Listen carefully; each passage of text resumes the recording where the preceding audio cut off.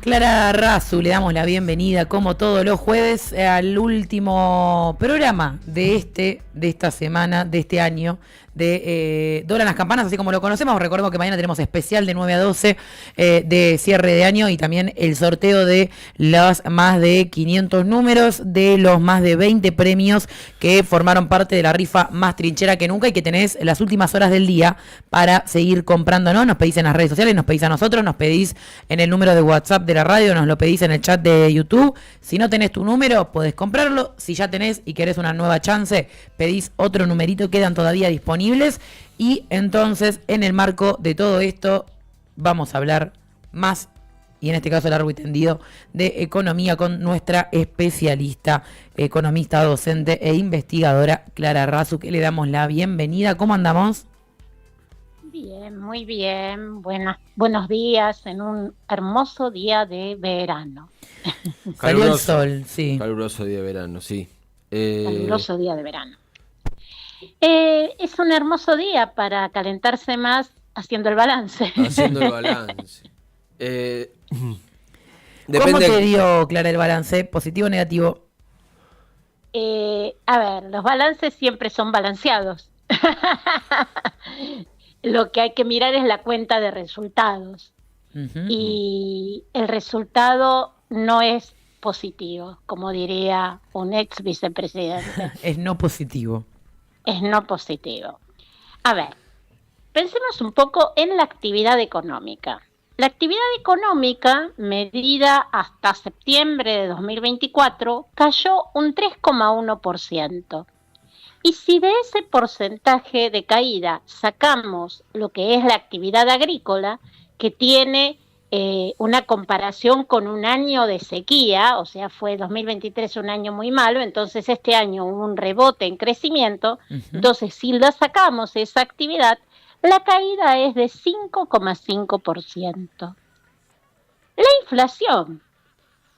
inflación fue en diciembre, después de la devaluación, del 25,5%, del 20,6% en enero, del 13,2% en febrero.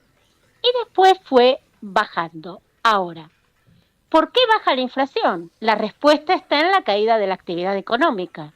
O sea, la caída de la actividad económica tiró la demanda, o sea, generó una caída del consumo y por otro lado la fuerte intervención del gobierno libertario en el tipo de cambio, porque establece una devaluación diaria, un crawling peg, que es menor a la devaluación, entonces se aprecia el tipo de cambio y logró, o sea, lo que el imaginario de la clase media es una maravilla, bajar la inflación y tener un dólar barato. Claro que como consecuencia tenés una fuerte caída de la actividad económica y una pérdida de puestos de trabajo de 264.000 puestos de trabajo registrados. Uh-huh. Y los que aún tienen trabajo, los asalariados, han perdido casi el 10% de su poder adquisitivo, porque si bien algunos gremios consiguieron una actualización que supera la inflación, no es así todos los gremios. Por lo tanto, después de la fuerte devaluación de diciembre, hubo una caída de poder adquisitivo que no fue recuperada por ningún sector. Pero menos aún fue recuperada por los jubilados, ya que las jubilaciones mínimas, aún con el bono, son casi un 15% menores al último trimestre de 2023. Uh-huh. O sea, bueno, tenés jubilaciones sí, bajitas, muy bajas, salarios que no recuperaron el poder adquisitivo, y a esto se suma todas las regulaciones en alquileres, prepagas y medicamentos que afectan el poder adquisitivo, sobre todo en los sectores de menores ingresos. Uh-huh. El último que conocemos es el recorte de la cobertura de los medicamentos de los jubilados en PAMI del 100%. Pensaba que el otro día estuvo acá el martes el economista Gerardo De Santis haciendo también un balance de este año, y lo que nos decía es eso: si hay que señalar un sector que ha pagado el ajuste y los números que este gobierno nombra como triunfo, son los jubilados, digamos. Los jubilados. No hay otro sector que haya sido tan afectado como ellos. La partida más recortada del Sí. gasto del superajuste que dice Milei, Ujú. los jubilados son el 24,2% de las partidas. O sea, le sigue la un obra cuarto. pública con el 23,6%, las prestaciones sociales con el 12,8%, los subsidios con el 12,7%, los salarios del Estado 12,6%, las transferencias a la provincia el 7,8% y las universidades el 2,5%. Estas fueron las partidas más recortadas. Claramente, la más recortada es la de jubilaciones y pensiones. Recordemos que el gobierno vetó una fórmula de actualización de las jubilaciones, que era mucho mejor que esta actualización que se hace en función del índice de precios, pero del mes anterior. Además, sobre jubilaciones que nunca fueron actualizadas después de la devaluación. Quizás uno de los puntos más importantes, ¿no?, del año de gestión no fue 2024, pero esa devaluación del 118% marcó luego toda la pérdida de poder adquisitivo que se fue dando, ¿no? Bueno, justamente en base a ese primer empuje de la inflación, claro, primero te la subo y después va a bajar, porque la caída del poder adquisitivo fue tal que el consumo viene cayendo casi un 20% mensual. Uh-huh.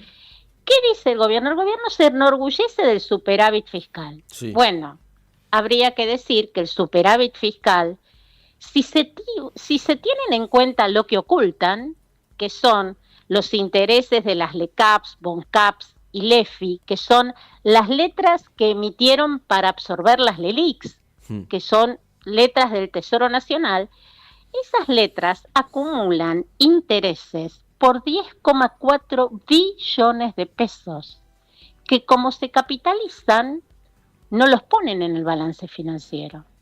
Si esos intereses, como deberían estar, estarían en el balance financiero, no habría superávit fiscal. Claro, yo ahí tengo una pregunta, varias en realidad, que me van surgiendo, pero porque ayer... ¿Y si sale bien? ¿Y si sale bien? 3 veces lo fui a votar, no. ¿Y si sale bien? ¿Y si sale bien?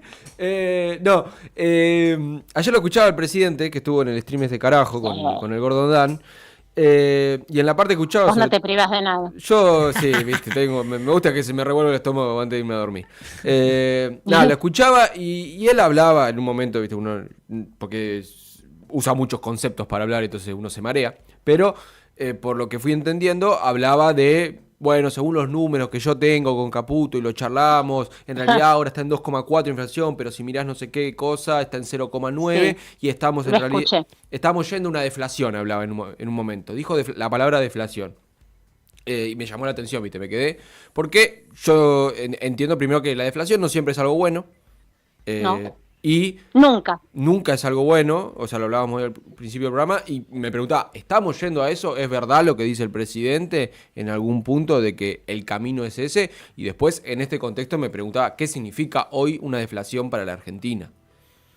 Una caída brutal de la actividad económica, o sea, la deflación siempre se apoya en la caída de la actividad económica, en el cierre de empresas, en lo que llamamos el efecto dominó, caen las empresas, se genera el desempleo y se agudiza la crisis.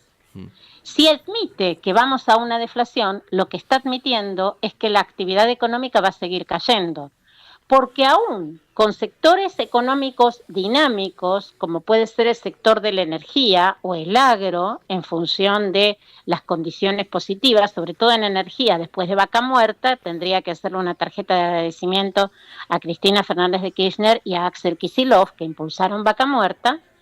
Entonces, sí, aún con esas actividades, sería brutal la actividad económica, porque esas actividades no son trabajo intensivas. Entonces, ahí tenés, ya, lo que admite es que va a seguir la caída de la actividad económica. Algunos se pueden entusiasmar, pues decir, bueno, pero con esas exportaciones van a entrar muchos dólares. Sí, pero todos esos dólares que entran están puestos en el carry trade. Y de hecho, si entran, y si entran tantos dólares, ¿por qué las reservas netas siguen siendo negativas? ¿Por qué? Porque salen más dólares de los que entran. Claro. Porque con el RIGI, o sea, con este régimen para grandes inversiones, vos podrás atraer ingresos de capitales, pero le das todas las facilidades para que salgan. Claro. No equilibrás la balanza. No, y que la bicicleta financiera estuvo... tiene las cuerdas aceitadas, ¿no? Tiene Las cadenas. La cadena llena de aceite ya de tanto ejercicio en este año. Se le va a salir en cualquier momento. Bueno, sí, por ahí andamos. O sea, vos tenés, ¿en dónde el gobierno se apoya a que su mayor logro es la apreciación cambiaria porque es el dólar barato? Y es más, adelanta medidas de la competencia de monedas. Vas a pagar en cualquier moneda que tengas. O sea, ahí está el principio. Tenés que tener alguna, porque hay gente que a esta altura no tiene ninguna. ¿Y a qué hacen uso? Dice, bueno, en la tarjeta de débito vas a poder pagar en dólares teniendo una cuenta en dólares. O si no, en efectivo en dólares. O sea, se apoyan en lo que García Linera llama el colchón bank. O sea, si tenés dólares encanutados, usa esos dólares, porque a nosotros nos ingresan mucho, pero salen más dólares de lo que ingresan. Sí. Otra pregunta, Clara, porque ahí que escuchaba también ayer al presidente en términos del cepo, porque uno de los pronósticos, sí, y sigue apareciendo igual en el discurso del gobierno, es la anulación del cepo, ¿no? Cambiario. Bueno. Y ayer hablaba de algo que era, el cepo, decía esto, a ver si lo puedo recordar bien, es en términos de, nos sirve sacar el cepo en el contexto donde la diferencia entre el dólar y el dólar blue sea amplia, y hablaba de que ahora que se ha invertido esa lógica, donde la diferencia, o sea, supera el dólar oficial al blue, no sería tan necesario la quita del cepo, y que todavía no lo tienen previsto hacerlo. ¿Qué es esa diferencia entre el dólar blue y qué significa hoy? Porque también lo vemos que el dólar oficial es mayor que el dólar blue. ¿Qué significa hoy en la realidad esa diferencia cambiaria? Esa diferencia cambiaria significa que tu tipo de cambio está más apreciado, o sea, es más caro el dólar oficial que el blue. Sí. Y todas las transacciones se hacen en dólar oficial. Si sacan el cepo ahora, lo tienen que hacer a tipo de cambio oficial. Bien. Entonces, pero además, si sacan el cepo, esta es la gran pregunta. Si sacan el cepo, aumenta la demanda de dólares inmediatamente, porque sacan el cepo, no hay límites, todos pueden comprar la cantidad de dólares, que puedan comprar, pero también vas a tener la demanda de los importadores, porque ampliaste las importaciones, claro, y además tenés una deuda con los importadores, y además tenés que pagar todas las obligaciones en dólares que vencen en 2024. Ojo que el acuerdo con el fondo hay que empezar a pagarlo. Sí. Entonces, si sacas el cepo, ¿de dónde vas a sacar los dólares? Esa sigue siendo la gran pregunta. Que ellos están atentos a esto de que ahora en la asunción de Trump se habilite la puerta también para ese desembolso del Fondo Monetario faltante. Yo te voy a decir, ¿ustedes se acuerdan que en el gobierno de Macri habían dicho que íbamos a poder comprar dólares en el kiosco? Sí. Bueno, ¿se acuerdan de la lluvia de inversores? Sí. Estamos esperándola todavía. Yo todavía tengo el paraguas abierto esperando. La pifió más que los meteorólogos, ¿y eso qué? Claro, bueno, parece que es el de la película, que la pifió en el pronóstico. A ver, si ustedes son más pequeños que yo, ustedes todavía creen en la Navidad, en los Reyes, en Papá Noel. El viejo Pascuero. Bueno, eso mismo pasa con el dinero del Fondo Monetario Internacional. Sí.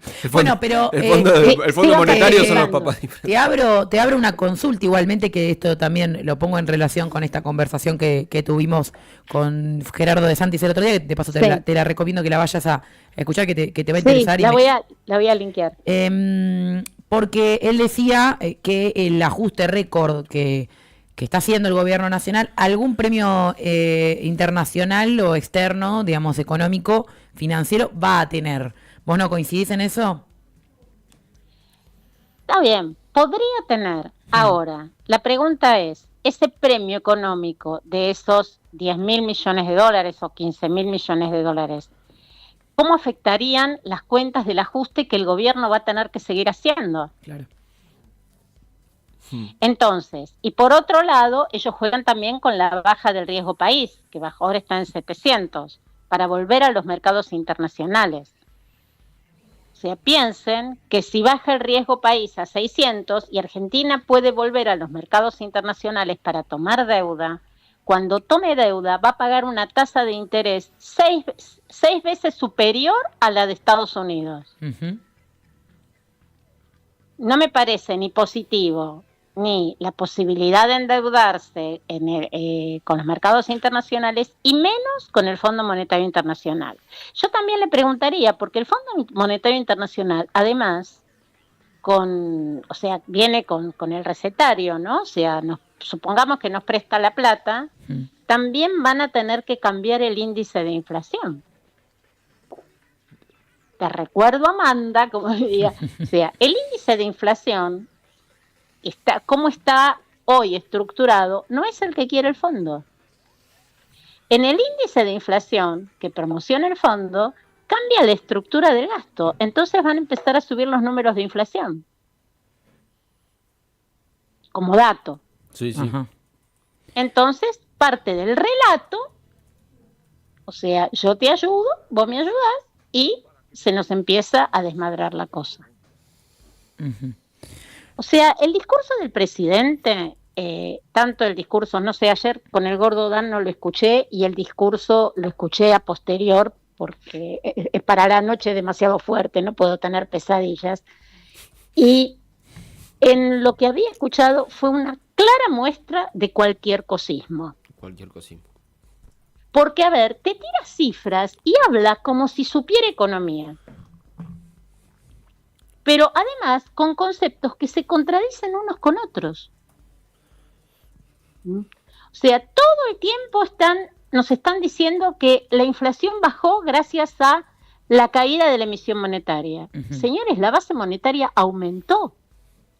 ¿Y solo por qué aumenta? Porque en un momento, con el blanqueo y el RIGI, aumentan las reservas brutas y ahí te aumenta la base monetaria y aumenta la cantidad de dinero que circula. O sea, por lo tanto, si la inflación baja, aunque la emisión monetaria aumenta, bueno, ¿por qué te preocupas tanto entonces de controlar el dólar? ¿Por qué no abrís el cepo? Porque abrir el cepo es una devaluación, es primero una devaluación para controlar la escasez de dólares, porque si el tipo de cambio es más caro, lo compra menos gente. Y eso se va a la inflación. Es una suma de incoherencias. Así. Totalmente. Difícil de manejar. Uh-huh. Pero lo que quedó clarísimo, que el año que viene, que dijo que la motosierra va a estar recargada, eso va a ser cierto, porque justamente si vamos a ir a una deflación, como bien decía Delphi, si vamos a ir a una deflación, necesitan una caída mayor de la actividad económica. Buenísimo el balance. Y si sale bien. Buenísimo, qué alegría. Che, no, bueno, gracias, Clara. La verdad que no solo por la columna de hoy, sino por todas las columnas del año nos ha ayudado a nosotros y a toda la oyentada que siempre lo celebra a entender mucho más de lo que pasa en esta economía y lo hemos podido sortear, así que te mandamos un saludo muy grande y un agradecimiento enorme y que tengas unas hermosas vacaciones. Muchísimas gracias para ustedes también. Que afrontemos el verano voy a decir con fe y esperanza, y me acuerdo de Scioli, así que no lo voy a decir, sino que acumulemos la suficiente fuerza para encontrar estrategias de salida a esta situación. Totalmente. Por el bien de todos, todas y todes. Clara, un abrazo enorme de todo Trinchera, te queremos. Abrazo para ustedes. Y será hasta pronto. Yo también los quiero y mucho. Un abrazo. Clara Razú, economista, docente, investigadora. También, yo creo que ya como la tercera temporada de columnista.